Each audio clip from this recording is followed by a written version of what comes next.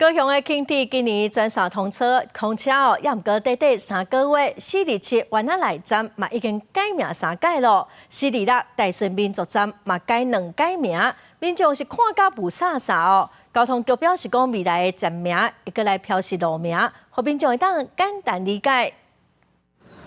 今年通车的高雄轻铁，尤其大顺路是这新通车的路段，站名煞互民众看甲无啥，因为有湾仔内居民发现，轻铁 C26甲 C27拢改名 ，C27为一开始的顶山街站，拢改做大顺顶山站，即马佫改名湾仔内站，是3个月以来第3摆改名。即个湾仔内站的名，煞甲 C26旧站名同款。即马 C26已经改做大顺民族站。大家较熟悉就是伫咱湾顶山街的部分吼，因为这边的商业发展也比较密集一点啦吼，所以讲应该这个站湾仔内站应该是喺设伫我伫顶山街这边还是正确的。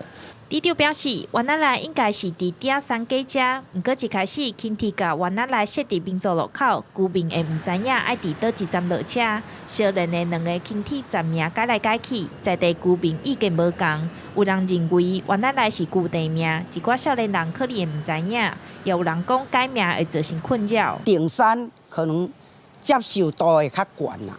说不定真的有的。少年人啊，唔知影湾仔内是倒位，搭乘过的人可能会误点下车。希望能够保留该地名的历史意涵，那所以我们就把 C27站呢改为以湾子内为主。轻铁站名改来改去，也有议员批评浪费资源。交通局回应，一开始用路名来号名，后来当地争取要保留旧地名，才会伫2礼拜进前将 C27站拢改做湾仔内站。C26改做大顺民族路站，未来交通局会伫站名下骹搁加道路的名，互民众更加清楚。